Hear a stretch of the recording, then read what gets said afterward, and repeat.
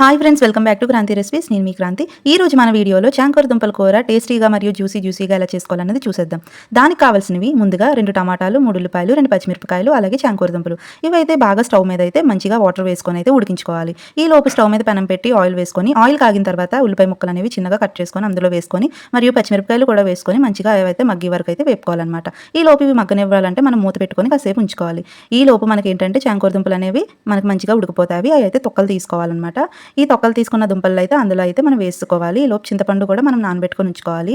తొక్కలు తీసిన చాంకూర దుంపలు అయితే ఇలా ఉల్లిపాయలు అయితే మంచిగా వేసుకున్నాను. వేసుకొని కాసేపు అటు ఇటు కలుపుకున్న తర్వాత స్పూన్ కారము మరియు ఉప్పు, కొంచెం పసుపు వేసుకున్న తర్వాత ఇవైతే మనం కొంచెం టమాటాలు వేసి దానిపైన దుంపలు అయితే కప్పేసి కాసేపు అయితే మూత పెట్టి ఉడికించుకోవాలి. అలా ఉడికిన తర్వాత ఇక్కడ చూడండి, టమాటాలు అయితే ఈ విధంగా అయితే అయిపోవాలన్నమాట. స్మాష్ అయిపోవాలి. ఇలా అయిపోయిన టమాటాలు మొత్తంగా కూర అంతా కలిపేసుకోవాలి. మొత్తం ఆ టమాటా టేస్ట్ అనేది మొత్తం అంతటికి పట్టాలన్నమాట. ఈలోపు చింతపండు బాగా పిసికేసుకొని ఇందులో అయితే వేసుకోవాలన్నమాట. ఇవి కొంచెం ఉడికిన తర్వాత అయితే మనం ఏంటంటే వాటర్ అయితే వేసుకోవాలి. ఇలా వాటర్ వేసుకున్న తర్వాత మంచిగా కలుపుకొని హై ఫ్లేమ్లో ఒక పావు గంట పాటు అయితే దీన్ని అయితే మరగనివ్వాలి. అలా మరిగిన చాంకూర దుంపలు అయితే ఇలా అయితే అయిపోయింది. చూడండి ఏ విధంగా అయితే మరుగుతుందో. ఇలాగ కొంచెం మరి అంత పల్చగా మరి అంత ఇగురుగా కాకుండా మధ్యలో అయితే మనం ఆపేసుకోవాలి.